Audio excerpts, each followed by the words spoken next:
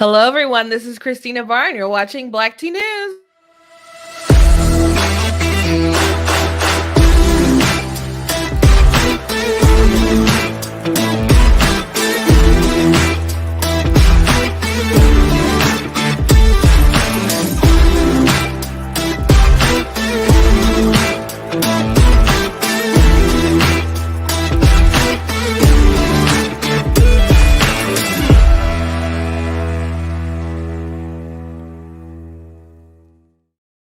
Hello. Welcome to Black Tea News. I am your host, Christina Barr, and today it is the last day of 2021. We're going to 2022, and it's been a long year. It's been a year of a bunch of craziness. We have a president who isn't all there with it, I would say.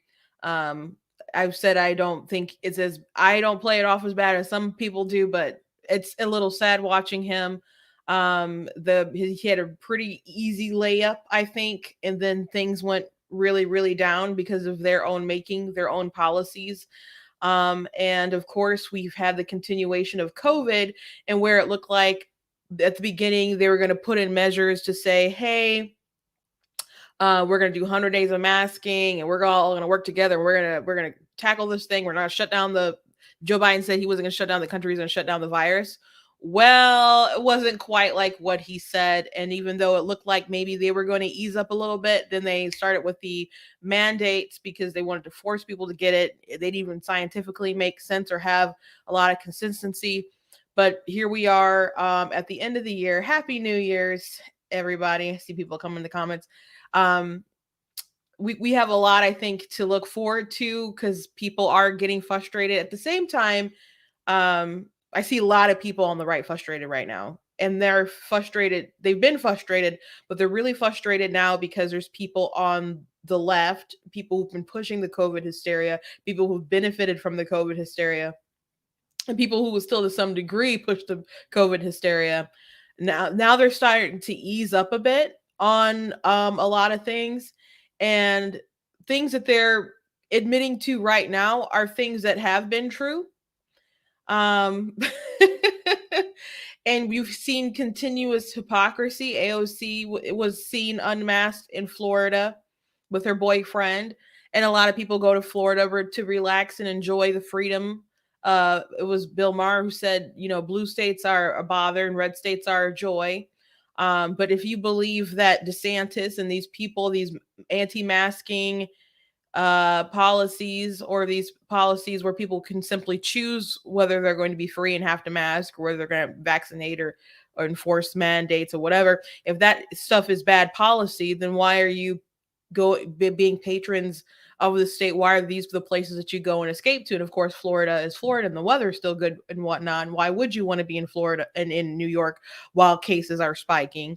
Why, if you're just a normal person, but you're not just a normal person, you're a congressperson who opens your mouth a lot to talk, but of course, they're hypocrites. We know that they're hypocrites, but there's a lot of people who continuously excuse them. So I am starting to see some people frustrated and open their eyes a little bit, but frankly, it's not enough.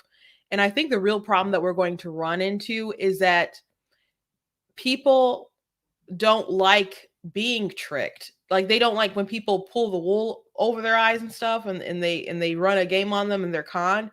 But there's some people who don't want to admit that they were conned, because their pride is on the line and they don't want to look stupid. They don't want to admit that they were stupid. So they will continue the lie and they will make excuses for the lie. And so even though we should be holding a lot of these people accountable for how they shut down the economy, how they destroy businesses and livelihoods, and people, it had such a terrible effect on children's mental health, or mental health in general. But what we've done to children over the past 3 years is just egregious.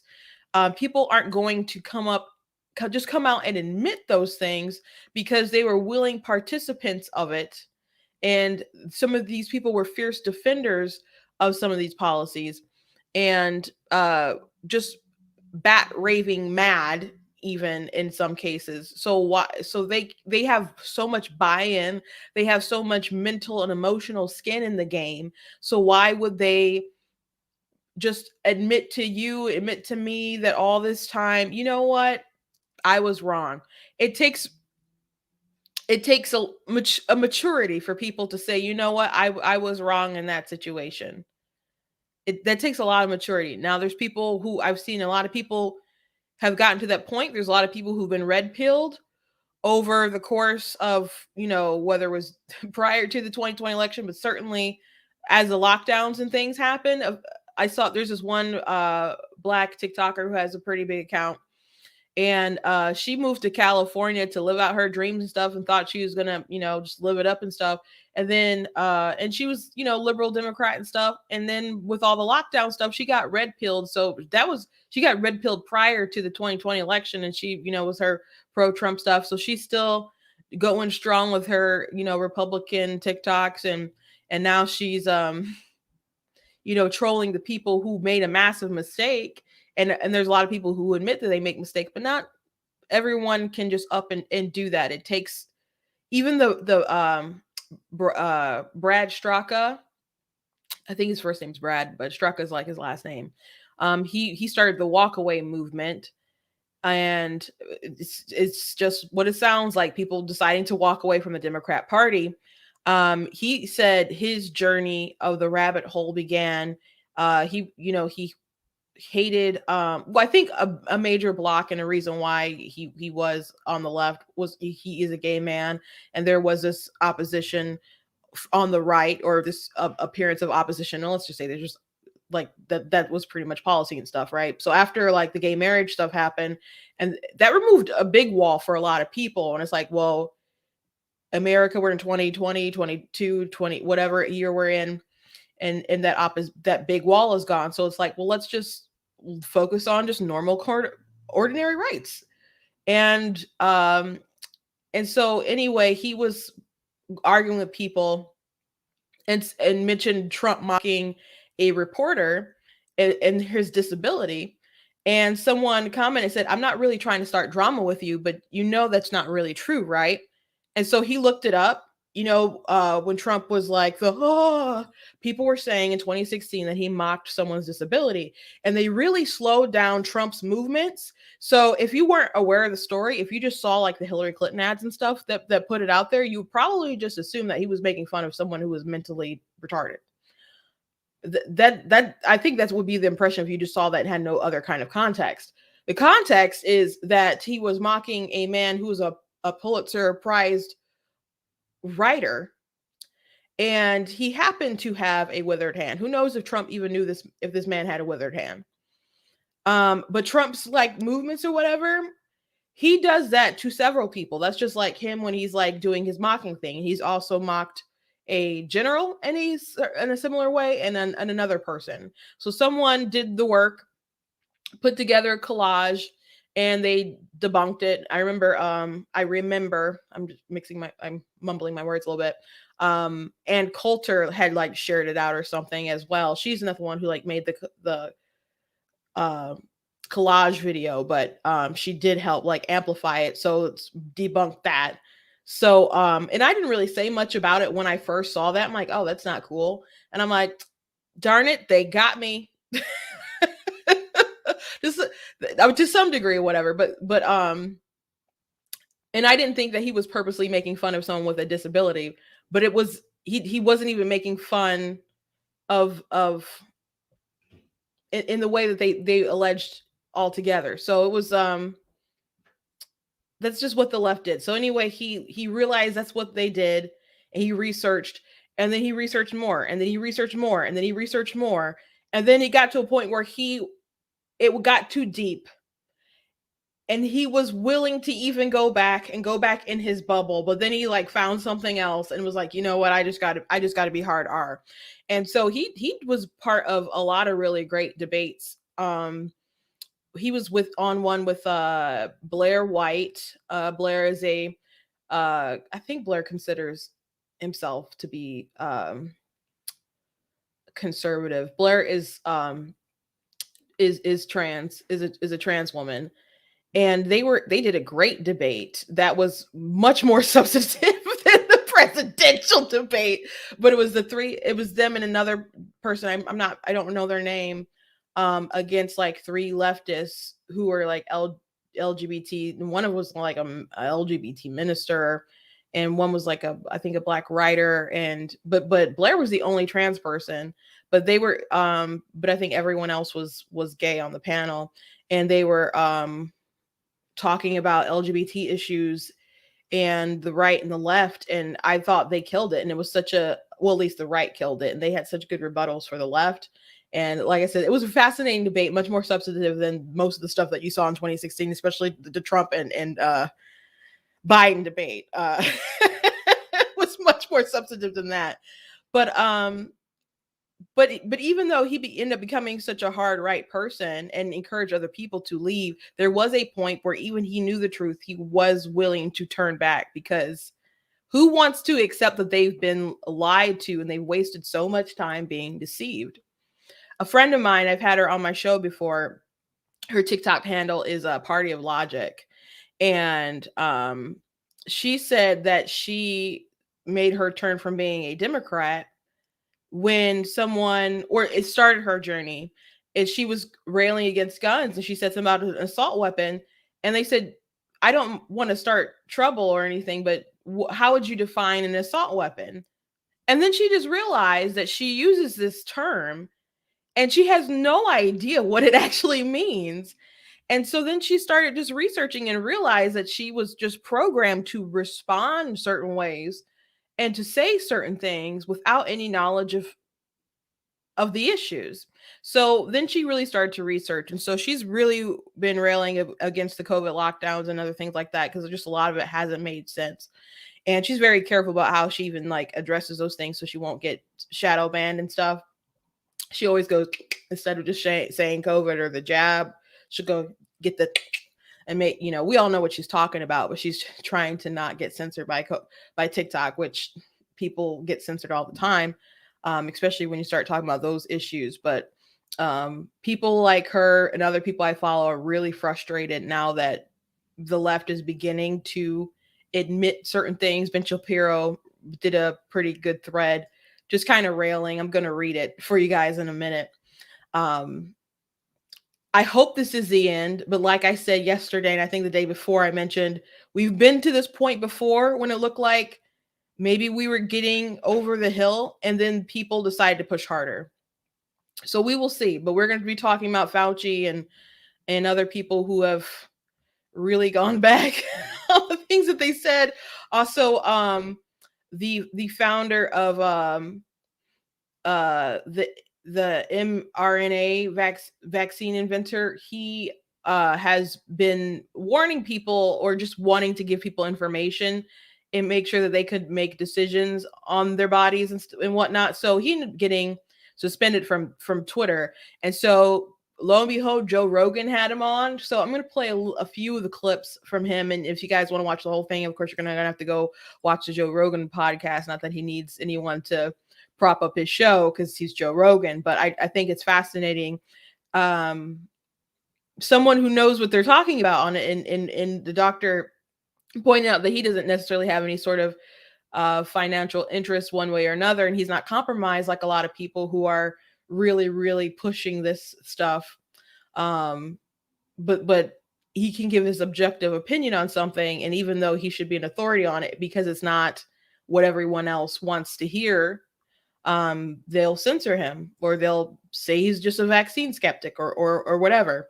So we'll be talking about that. But before we jump into all that, I know I kind of went on a little soapbox before I did my usual. Please visit blacktnews.com and check out different articles that I have on the website.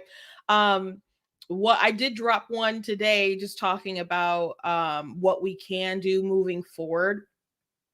About this time last year, I can't remember if it was the end of last year, or if it was the beginning of this year or the end of last year, when I went to an event, and it was like election integrity was the theme of the event. I went to a couple things like that, and people were still, upset about the election and saying that it was stolen. And people were trying to get the audits done. Trump was still challenging things in the courts, and people were wondering what was going to happen. And so I remember sitting at a table, and someone turned to me and asked me, what do you think is like the most important thing, the most crucial thing? And I said, you know what, we can put every sort of election integrity measure in place, but if we don't do something to break through the barrier that the media has put up, then we're not going to be able to win another election because they control too much. They control what we watch as far as the movies and television shows. And it's not that TV and movie and stuff weren't political before, but people were far more. Well, people had, I think, a better moral kind of center in the past. like, um, like X, like Disney's bringing back the X-Men from the 90s cartoon. I don't think they'll have many episodes with Nightcrawler trying to convert Wolverine into the gospel. I don't think they'll really make episodes like that again, but we'll see. We'll see. We'll see. But nowadays there's no sort of elegance when they have these political discussions. It's really beat you over the head, and there's a lack of balance. In the past you might see more of a balance, but they really want to push a narrative on you, whether it's TVs, movies, comic books are really bad. There's really woke writers who will say, like, if you don't like my politics, don't read my comic books. And then they'll be like, why aren't they reading my comic books? Well, you gave us a warning. So it is a challenge too. So these people, if they say if you don't like their politics, don't support their stuff. So are you going to give them the validation that they want as they try to change our society? And it's not just movies and TV. And some of it is really egregious, really bad indoctrination. There's stuff like critical race theory we've covered, stuff that's really intended to racialize our world. Cartoon Network had this you have to see color thing, where they discourage people seeing the world, any colorless sort of world where my color doesn't matter, your color doesn't matter. Not that I can't see that you're white or you can't see that I'm black, but that we live in a society where it should not matter. People don't want to get to that point. That is a sad truth. There's a lot of people who are pushing anti-racism who are blatantly racist and they profit off of the world being divisive, and they don't want the world to not be divisive. That would just solve too many problems. Okay. A lot of folks, especially on the left, don't want to solve problems. Now there's actually people on the right like that too, but that is why Tammy Bruce, for example, left the left. She's a Fox News commentator, and she used to be the president of Now in LA. She was a raging feminist, and she's a lesbian. But she just realized that they didn't want to solve problems. They were always looking for more problems, but no solutions. And instead of being a time-wasting petty person, she decided to come over to the right. And now she's on Fox News. So there's also like Arthur. They had like this episode or something when someone was black, and they're like, I can't believe they treated this person this way because they're black. And I'm like, these people are animals. Y'all couldn't just have someone mistreating Buster or Arthur himself because they're a certain type of animal. Like, y'all couldn't like go the Land Before Time route or something. So they don't know how to approach these situations in elegant sort of ways, and I don't think they want to. I think there's a lack of talent, and I think there's a lack of purpose. Well, they have a purpose, but creative purpose. It's just merely political. And we talked about Blue's Clues a lot. We didn't really talk about Rugrats too much, but they're a part of it, too. There's just a lot of stuff that's going really woke, and they trend woke even to like the youngest person possible now. And of course, we also have the mainstream media. And people are very excited when they see like Tucker Carlson's numbers, or like they're laughing because haha, Greg Gutfeld gets more than late night TV. Okay, but there's still more of them than there are of us. There's still more of them than there are of us as far as like media on TV. And then there's social media. You may have like the New York Post do a great story on Hunter Biden and his laptop. But if you can't share it and they suppress it, and then everyone else on TV is calling it misinformation, where does it go from there? Where does it go from there? So if we don't find a way to break through this barrier, it doesn't matter, because the Democrats, the reason why they really want the popular vote, that's how we decide the nation. is because they're pretty confident about what kind of media information people consume. So if we don't find a way to break through that barrier, because they're really going to be working on that still. They're trying to get a, maybe there's something obviously that this is something they can push through like on a federal level, but they have plans. Like in Michigan, for example, there's a group that is working to get it on the ballot, have a ballot initiative that whatever our votes are at the end of the day, our electoral votes will go toward whatever the popular vote is. So that is a real ballot initiative. So they are going to try to find a way to undermine our electoral college because they know they have a monopoly on information. If they weren't confident, they wouldn't push it. And this particular initiative tries to go say, well, we're bipartisan. We're not like the left or the right. It's a mixed group. It's not really a mixed group. It's like funded by like George Soros, really big liberals and stuff. The person who's really pushing it in Michigan is Saul Nuzis.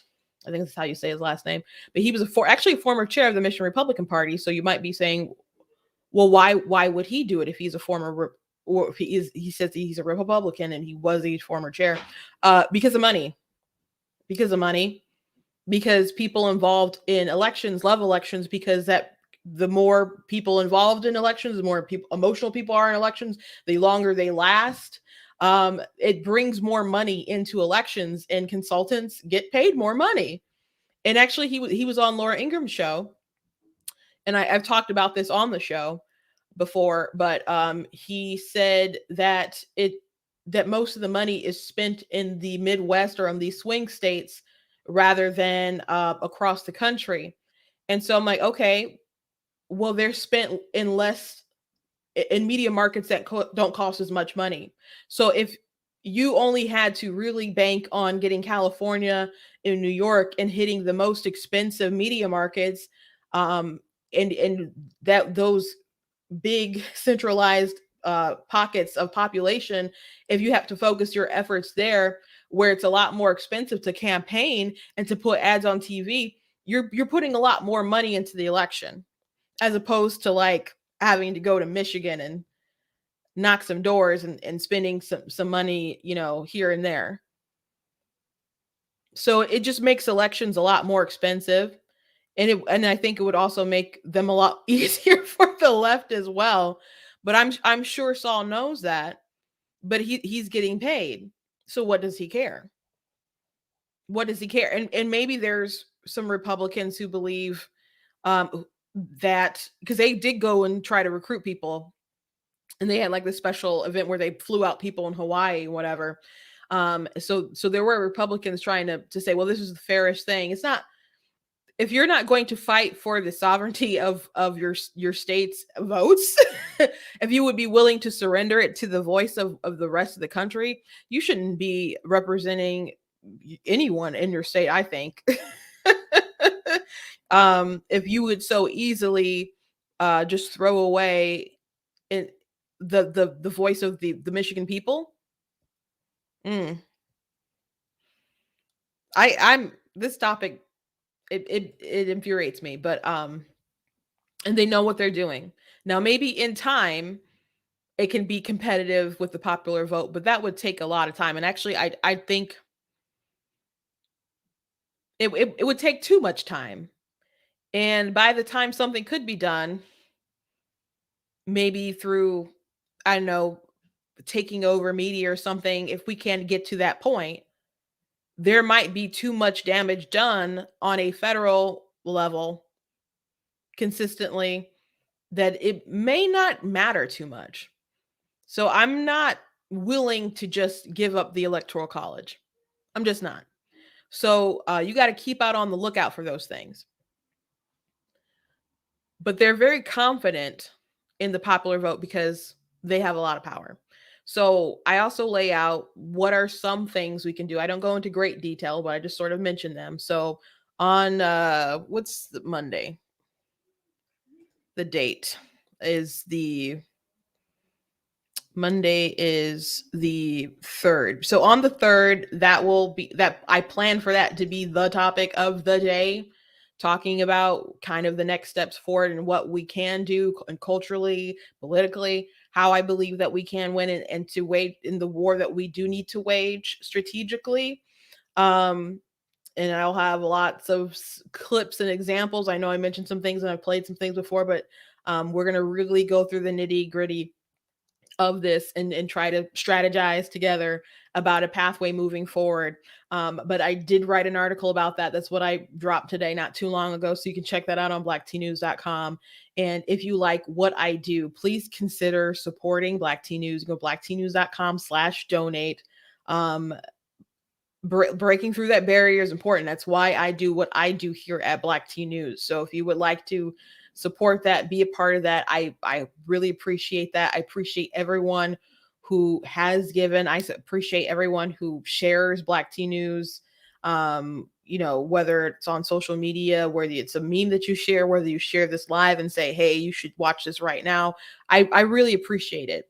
And every little thing does help. And I encourage you guys to consider being a financial partner. I ask you to consider different things that we have in the store that you guys may like, and I'll have some more stuff up soon. I appreciate you guys checking out my nonfiction books and my fiction literature. I've been writing for a very long time. Those are my historical fiction fantasy books. I have more. I have Slay Your Fear. That's my faith book, and I see you guys supporting buying stuff in the Amazon store. I really appreciate that. And also, I'm looking for my Super Kid before I go on. Looking for my Super Kid graphic. There we go. I appreciate you guys checking that out. I appreciate you guys let me know that your kids like it. It really also motivates me to like put out the next ones too. Like, so a friend of mine was like, "Oh, my son just loves it. He wants to know what's the next one." I was like, "Early next year, okay?" Because I really do. I love writing it for me, but I do obviously enjoy when other people enjoy the work too. So I thank you guys. I'm very grateful this year on all the advancement of Black tea, all the support from Black Tea News. The growing of the base of the like TikTok. I have like about 80,000 followers now. I just started the account this year, so it's really doing really well. I appreciate, like I said, everyone who supports it, and it's amazing when I go places and people are like, I love Black tea, I watch Black tea, and spreading of Black tea. So I appreciate it because I do feel like this is something that we can grow together. And I feel that my place is in the information media age right now. People have asked me to run for stuff. I'm not too keen on that right now, guys. But I do feel my place is to empower with information, and we've talked about a lot of heavy topics on here, whether it's gender identity, whether it's critical race theory is a big one we've talked on this channel. We've talked about racism and how the left has really weaponized the left. There's been a huge plot for a very long time, but it really came into fruition with Trump to make America like the most hated, most terrible place on the planet. And to make Trump like the center of America's sins. And the only way to save it was to elect Joe Biden. And he literally went around saying, think about how cultish and arrogant, narcissistic this is, to save the soul of America. And Joe Biden repeated that time and time again, along with the Fine People hoax that people confronted him. The guy who does one of the Breitbart people confronted him and was like, why are you repeating this Fine People hoax? Like, Trump didn't say that. So it's not like he doesn't know. It's not like people don't know that Trump didn't call neo-Nazis very fine people, but that's the lie that they kept pushing. And they exasperated this lie with things like the 1619 Project from the New York Times. As a matter of fact, the New York Times, after the New York Times knew that the kind of Russia hoax was nearing towards its end, they had a meeting with, I believe it was the editor-in-chief, about what was next. And then they said that they were going to tackle race in America. And not too long after that, the 1619 Project came out. And I believe that was a further look into race strategically, to continue to get Trump out of office. To get Trump out of office. So I think definitely worked or aided in that, with that paired with COVID and other stuff. They got the result at the end of the day that they wanted.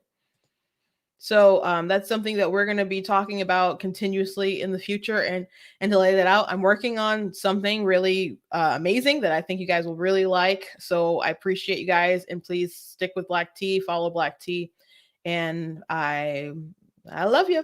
And happy New Year's to everyone in the comments. Thank you. God bless you guys. Happy New Year's. I hope you guys have plans tonight. Good plans. Are you going to be social distancing in New York, wearing your masks, having your COVID vaccination cards? I'm going to church. That's what I'm doing tonight. And if anyone would like to go, if you're in the Michigan area, I did share a post on my Facebook page. If you are interested, you are more than welcome to go. That has the address. We will be starting service at 9 p.m. and we will have a good old fashioned Holy Ghost night. So if you are interested, you are more than welcome to join us tonight. We always have good New Year's Eve services, but it's going to be if someone said they're going to be asleep. I understand you get older, you want to fall asleep. Some people don't even watch the ball drop on TV. They just wake up and it's a new year. They just wake up, it's a new year. So before we jump into, I guess, my COVID rant, continuing on with it, I do want to point out this image I shared on my Facebook page, but Elon Musk is so funny. So these two people looking at each other, why aren't they dead yet? And so you have this sort of masculine image that's supposed to be like I guess the right figure.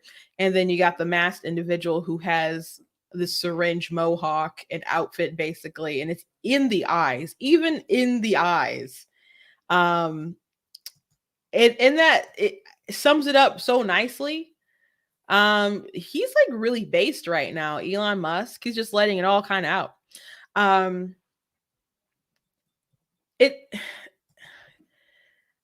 It's amazing how many people have just gone along with every single thing. They've got it themselves, the vaccine, that's fine.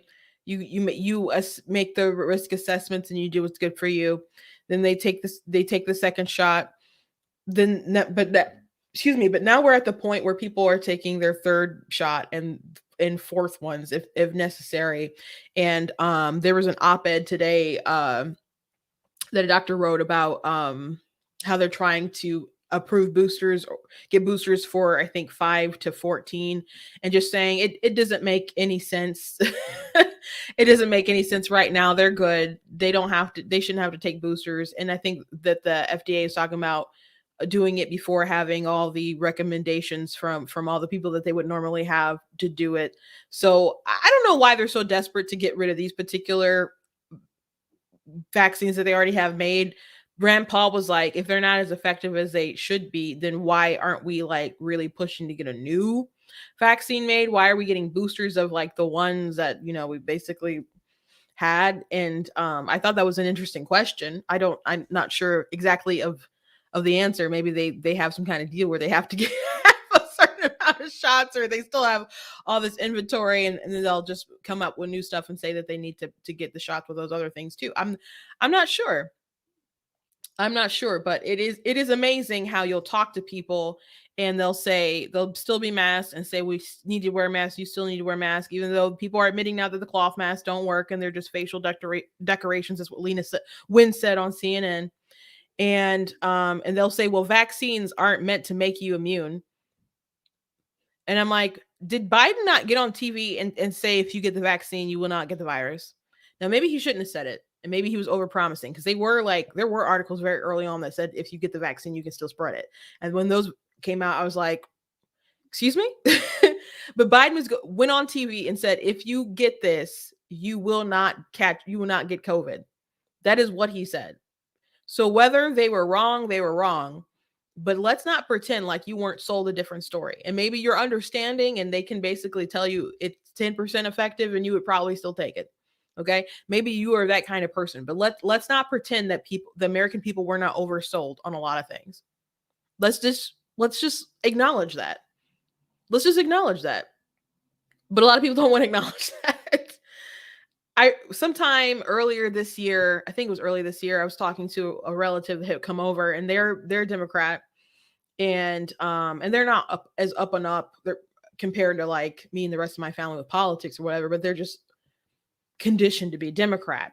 So I was ranting about the dumb policies from our governor that didn't make any sense, because she went really tyrannical. And I'm not going to try. I'm going to try not to go into another rant today, but I explained multiple times things that went on in our state that just didn't make any sense. And so as I ran down the list of things that didn't make any sense, eventually she's just like, well, what did you want her to do?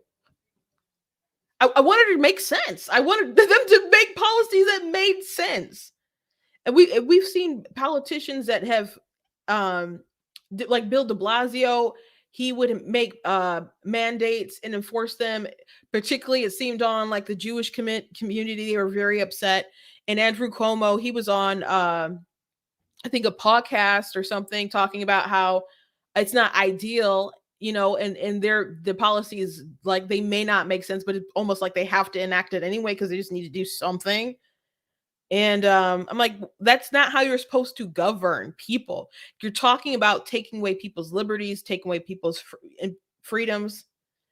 You need to do that with good reason, and you need to show that you're doing it by the least restrictive measure possible.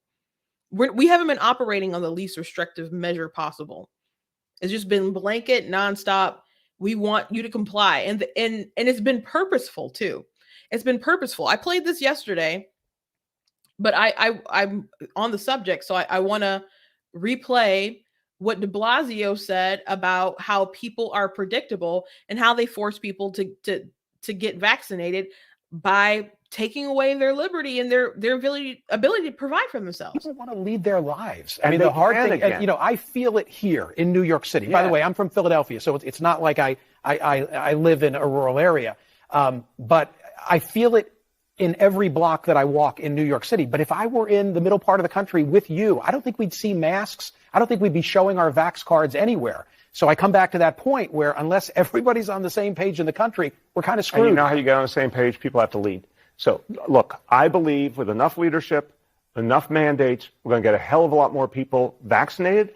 The more people vaccinated, the more we actually make the transition to a time when COVID is in the background, not the foreground.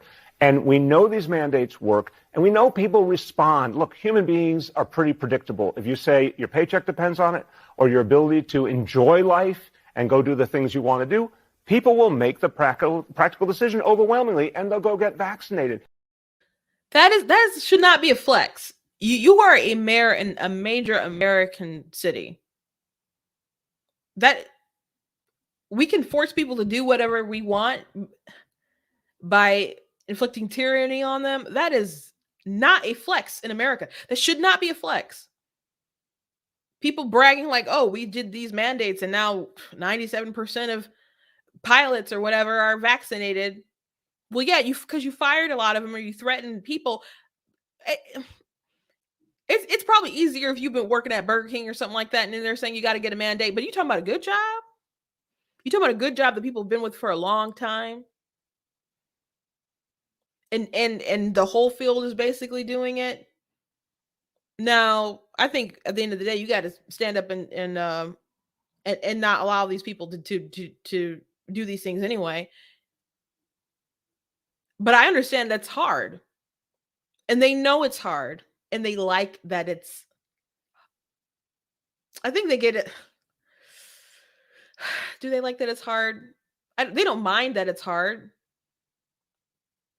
But they want to crush you. They want to make a difficult decision, or not make it a difficult decision. They want to make it an easy decision by making things so difficult for you that you will comply. And you can't say it's because they love you so much that they want to torture you. Like, they're not parents disciplining a child. They're tyrants who want to make you obey. Because, again, a lot of these mandates, they don't even consider whether you have natural immunity, and they ignore the fact that you can still catch it and you can still spread it, but they want to test the people who are unvaccinated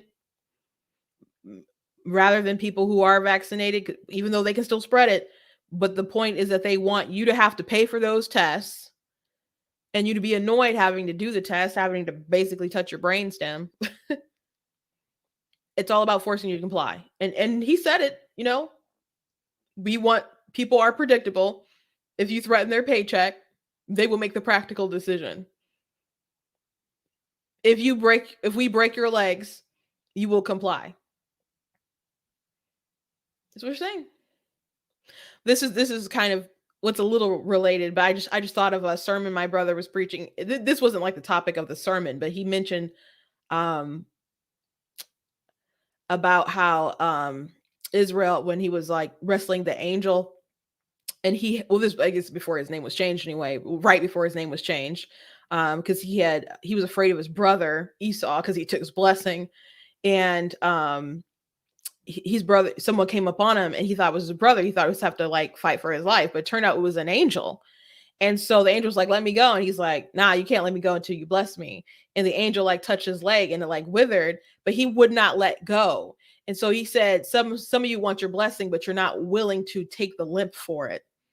And I'm like, that's good. That's really good. I think it was my brother who said it. My brother's a good pastor. He's the one preaching tonight. You should come here.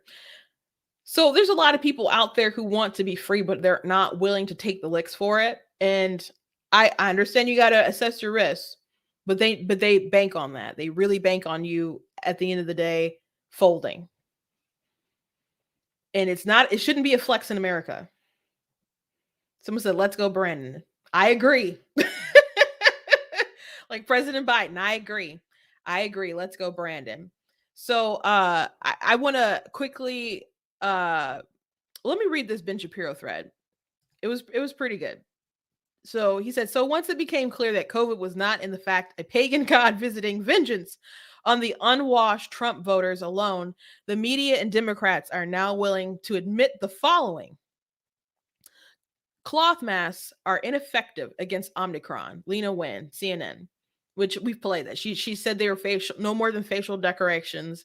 And she said they're not effective, which obviously the virus is very tiny. The cloth masks, the cotton weaving or whatever, that's not enough. You can smell people's farts and whatnot through your mask. You're like, it's not blocking all that stuff in for coming through. Brilliantly enough, they told you that it wasn't going to protect you. But they gave you a savior complex by saying that you're protecting everyone else, and maybe you're blocking a couple droplets or something. But how often do you just spit on everybody? I guess. But so you can still obviously give COVID, but only if you have it. So you're still willing to assume the risk and go outside and live your life, but just with a mask on, and it's necessary, right? But the mask isn't helpful. It's just like a teddy bear on your face. Okay. And it's not only giving you a sense of security for whatever reason I don't understand, but it's giving you something greater, a savior complex. So it was brilliant, I guess. The mask hysteria, very brilliant, especially when like you had people that suggested that you should kind of confront people like if they're not wearing masks. So it became you against everyone else. Like my governor kind of did that. So that wasn't wise to do, like just in general if you cared about people, but if you were trying to use division to further your agenda, go you, I guess. Go you. So the vaccinated can spread and get COVID. We've known that forever. The death rate is comparable to the flu. That's what Chris Hayes said from MSNBC. Which it's for kids of certain ages. It's always the flu is still deadlier. Many people are entering hospitals with COVID, not from COVID. Fauci said that. Here's I think it's him from the other night. Important thing is that if you look at the children who are hospitalized, many of them are hospitalized with COVID as opposed to because of COVID. And what we mean by that, if a child goes in the hospital, they automatically get tested for COVID, and they get counted as a COVID hospitalized individual, when in fact they may go in for a broken leg or appendicitis or something like that. So it's overcounting the number of children who are, quote, hospitalized with COVID as opposed to because of COVID. But so, is that so? Is that so? Because isn't that just true and has been true for a minute for a lot of stuff? And let's talk about the death rate, because people have already explained in the past, admitted in the past, that when they classify that you've died with COVID, that just means that you had COVID when you died. It doesn't mean that you died from COVID. It doesn't mean that COVID was the reason why you met your untimely demise at the time that you did. Like my grandmother, she died with COVID. She was also 102 and ready to go, and had been for some time. But yes, that was the final thing that took her out. And technically she is a statistic, but again, she's 102. A lot of the numbers of people who died are is still like at ages where people would normally die of things. And I'm not saying that people weren't killed by COVID. Obviously they were, but those numbers are inflated too. And people have been saying that for a long time. People have been suspended for saying those things on social media. People have been ostracized for saying those sort of things as well. And now you got Fauci saying, well, these kids who show up at the hospital, because they have been talking about children hospitalization. They've been saying that for a few weeks now, because they want kids to go out and they want them to get vaccinated, and they still want people to be hysterical about the Omicron. At least they were for a little bit, but now we're seeing a shift for whatever reason with the Omicron. They're starting to be a bit honest. And he's saying children who are hospitalized, who have COVID, they go in and you are tested when you go into the hospital. And I was with my sister when she went to the hospital for she had something with her eye, so they were checking her out, and they did give her a COVID test because they did want to know what floor they were going to put her on, and as they ran some tests, and she was negative, and the nurses all like, oh, it's fine, it doesn't feel like anything, I'm really good at this. And then my sister's like, oh, as it goes up through her nose, because she hadn't ever had one before.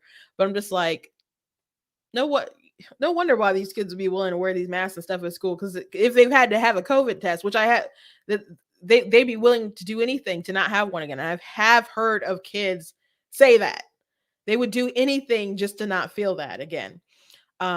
So yeah, you go to the hospital, they do test you if you have COVID. And so there's plenty of people, especially kids, who would be asymptomatic, who it's not affecting them in the least bit. It's not something to worry about, but they test positive. So they report that they are hospitalized with COVID. And so people just see reported numbers, or those that appears in headlines, and people are like, we got to do something with these kids. We got to vaccinate these babies because they're in danger, because they're being hospitalized. And people like Fauci and stuff were bringing up hospitalizations of children not too long ago. But now it's a different game. For whatever reason. And they're deciding to be honest. Now, these are things that people have known for a while now. Sane people have admitted these things. And now, and the sane people have also known these things, but they weren't honest people. They were people who were benefiting from hysteria, the power high. I don't know. Fauci's gone back and forth with so many things. He shouldn't be on TV delivering all the stuff with all the mixed messaging that he's had. He's more of a political figure than a scientific voice of reason. And it's been that way for a while now. And Trump said that he was asked, I think Candace Owens asked about why he kept Fauci around, and he said something, well, maybe it wasn't Candace, because I felt like he said a little earlier than her interview. I'm not sure. But it essentially said, politics, because political reasons, there'd be political backlash. And he's right. And maybe damned if you do, damned if you don't. But that wasn't good in the long run. It wasn't good in the long run. And I know hindsight is 2020, but you can't always govern because of how it's going to look politically. So that wasn't a good move on Trump's part. Let's go on. Natural immunity is a reaction as a reason Omicron hasn't been virulent. We have to take into account societal needs, not just spread prevention. That's what the CDC is saying now. And people are like, why is it cut down now from 10 days to 5 days about when you are deciding to quarantine? Well, probably because people realize how bad things are going economy wise, that Omicron is spreading a lot. The people are now getting, I guess, more of those tests, and people are testing positive, and they know it's really, really going to slow down things with the economy if everyone just can't work, you know? So they have to be like, well, it has to be 5 days. And I think they're also saying that you don't even have to test negative after the 5 days. You can just like wear a mask and go back. That's crazy. Now, maybe that's just a reality that we all should have been facing regardless before. And maybe it's a little bit different because Omicron is just basically, you know it because you have cold symptoms, right? So maybe there's that to consider too. But a lot of it just has to do with politics, folks. The next one, asymptomatic should not be tested. The NFL, which is funny because the NFL we're doing a lot of tests, but then they saw that too many people were testing positive. And so some people noticed that some of the college sports weren't really doing it, coming out with stuff. So they're determined to have their, big playoff. So, but it's funny that so many people have tested positive that they're like, well, we're not gonna test them anymore. You really should not be worried about it unless you are feeling the bad effects. There's people who will still get it who are like, man, this sucks. This sucks so bad. Please keep me in your prayers. And like I've seen people still getting it and it's kicking their butt. But majority of people have had it and not even noticed that they've had it. We should focus on hospitalizations and deaths, not case rate. That's what Biden said. Something else that people have been saying. Children are not at risk and schools should remain open. That's not new information.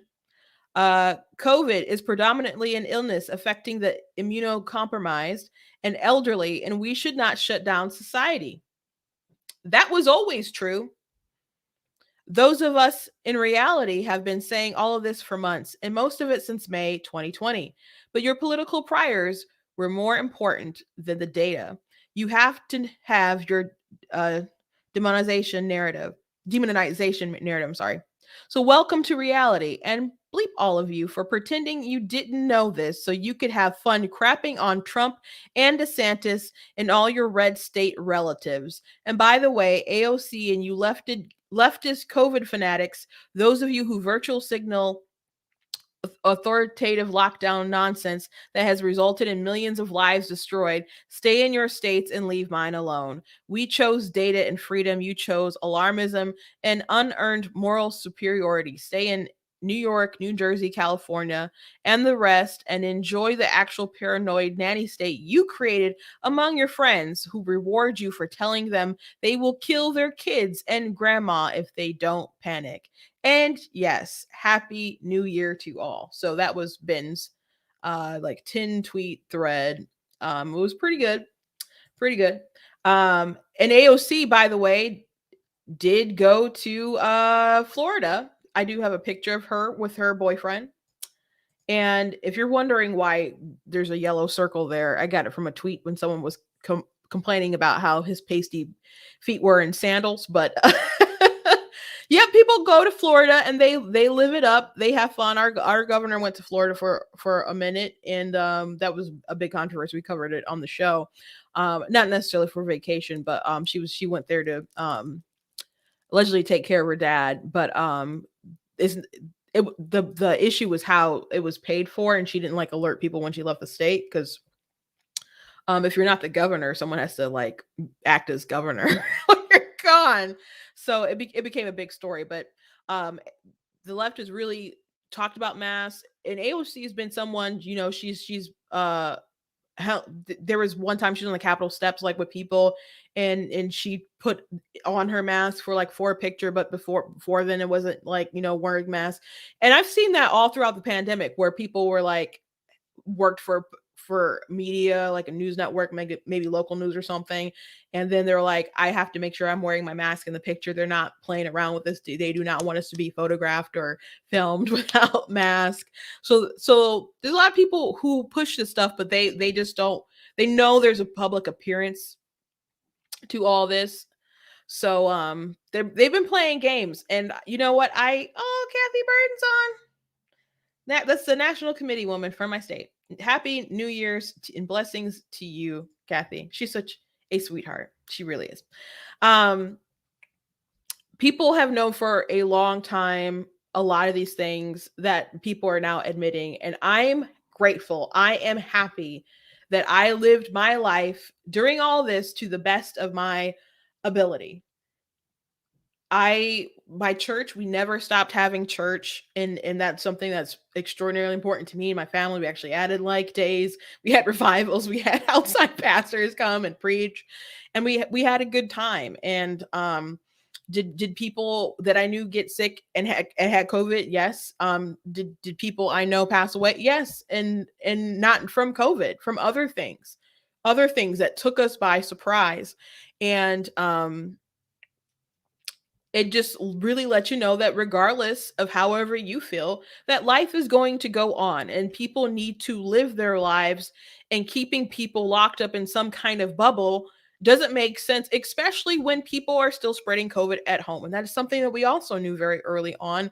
I remember very early on, Andrew Cuomo had a press conference and they were locking down people. They were like closing off subways or whatever. So people were packed in while they're going to work. So that didn't make a lot of sense because people weren't social distancing, but maybe they wanted to encourage less people to travel. I don't know. But people were staying home. It was only essential people were going to work pretty much. And then he admitted that they found out that people at work weren't really transmitting it. People being cooped up together in their houses were giving it to people.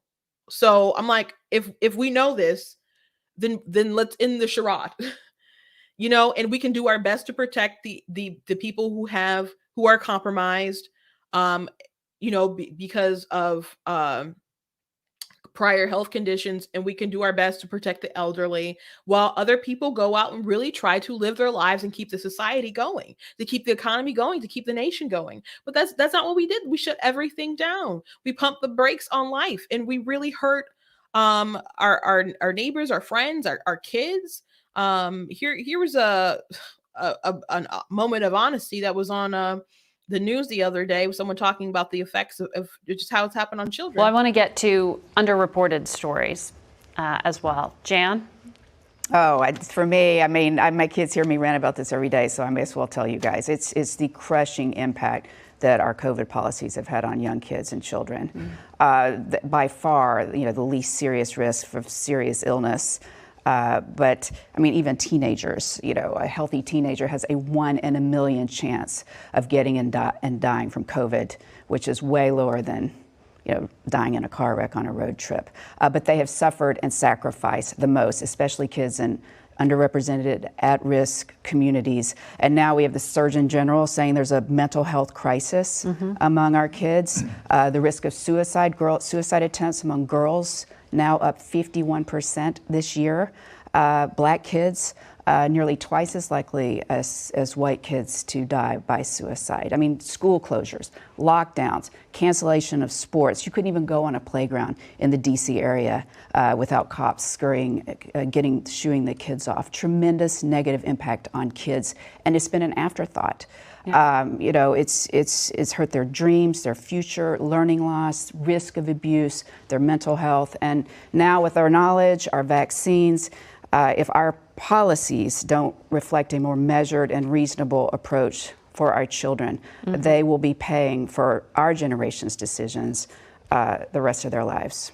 And that, to me, is the greatest underreported story of the past year.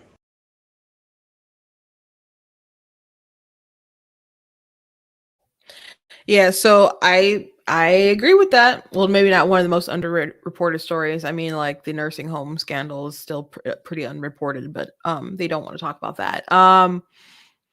But children have been severely harmed by the pandemic, and I've talked about it. The unexpected, death that we had to have during the pandemic. She had two girls, and that and they had, were just cooped up in the house with online learning and stuff, and not seeing their friends and stuff. I'm like, after all that, they, don't even have the comfort of going to school and seeing their friends and stuff. And that it was just hard. I don't think our COVID measures were compassionate. I think in some regard they were people thought they were for the good of mankind. Um, but I think most of it was just political, honestly. And I understand people trying to shut down the virus, but there's only so much power that people have, and the government pretending like it had more power than it actually does, and then trying to overcompensate by taking authority that it was not granted is a real tragedy. So I am happy that I did not live my life in fear. I think we should all still be livid at the measures that we're taking, and how people took advantage. Well, they stoked people's fear to take advantage of people's fear. But I'm glad I never stopped living my life. And I know a lot of people really put their life on pause. And I'm sorry that you did that. I'm so sorry that you did that. I'm glad I didn't do it. And of course I couldn't go to the movies like I wanted to go to the movies, and I couldn't go out to the restaurants like I wanted to go out to the restaurants, and there were things, of course, that I could not do living in the tyrannical state of Michigan under Gretchen Whitmer during the lockdowns. Of course, there were certain things that I could not do, but I still tried to make the most of it. And I know people who were just like, there's still people who are like deathly afraid, muzzling themselves and muzzling their kids, and practically want to live in a bubble. And I saw a video I talked about the other day, and I didn't play it because there was like just far too much like cursing and stuff. But a crazy deranged woman on a plane was upset at this other guy because he was drinking, had his mask down, and he's cursing at her, she's cursing at him. And he's like, I'm drinking right now. I'm drinking right now. She said, put on your mask, put on your mask. And she ends up spitting on him. And so she ended up getting arrested when she got off the plane. But as Elon Musk said, it's really made people mean, given people excuse to be mean. And we of course we have a mental health crisis. We made people crazy. I mean, not only did we take away people need purpose, and you took away people's jobs, in some cases just destroy their businesses. People need each other.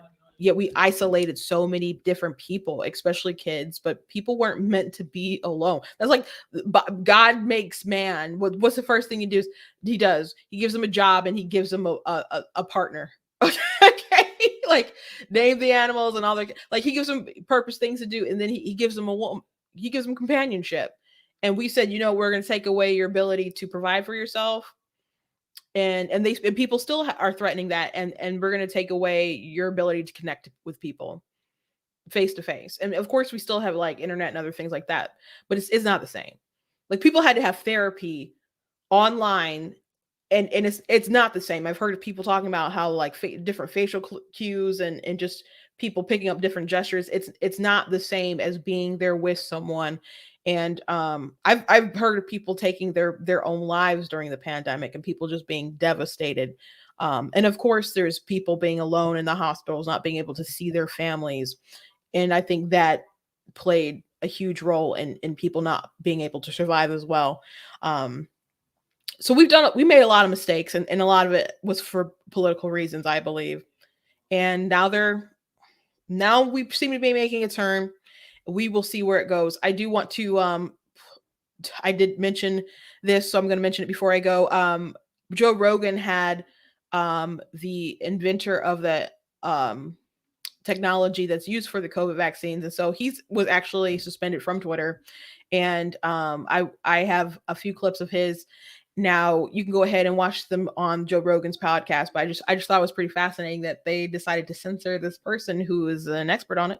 They removed you for not going along with whatever the tech narrative is, because tech clearly has a censorship agenda when it comes to COVID, in terms of treatment, in terms of whether or not you are promoting what they would call vaccine hesitancy. They can ban you for that. They can ban you for, in their eyes, what they think is a justifiable offense.